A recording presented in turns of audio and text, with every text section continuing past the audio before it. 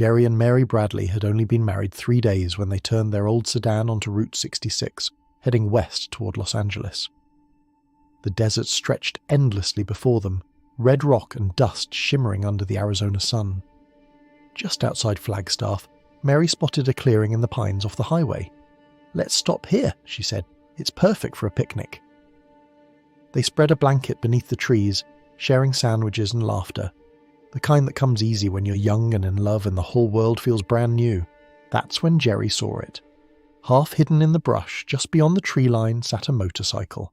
A 1944 Barton, its chrome still catching the light despite decades of neglect.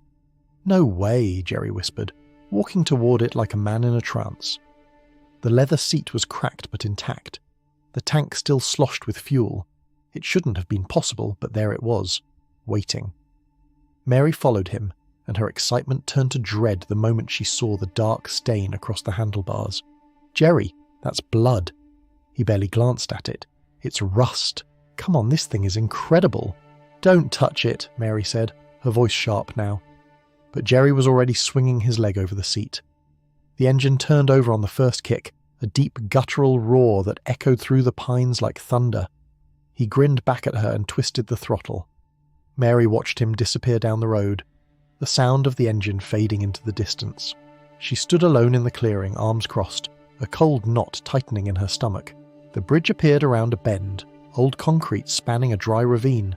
Jerry was pushing the bike hard, wind tearing at his jacket when she materialized. A girl standing dead center in the road. Pale dress, dark hair, utterly still. Jerry slammed the brakes. The tires screamed. The bike bucked sideways and launched him into the air. He hit the pavement and felt his legs snap like a dry branch. When the world stopped spinning, he looked up. The girl was gone. The motorcycle was gone. Nothing but empty road and silence. Mary found him crumpled at the edge of the bridge, his leg bent at a wrong angle, face white with shock. She called 911 with shaking hands. The paramedics arrived within minutes, and as they worked on Jerry's leg, Mary told them everything. The motorcycle, the blood, the girl who appeared from nowhere. The older paramedic, a weathered man named Ray, exchanged a look with his partner. "You're not the first to find that bike," Ray said quietly.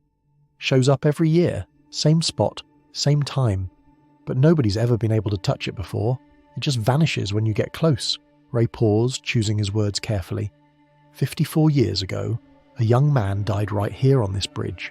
Motorcycle crash. His girl was riding with him. Neither one survived. The evening air seemed to grow heavier. Mary looked at Jerry, then back at the empty road where the bike had been. "They chose you," she said softly.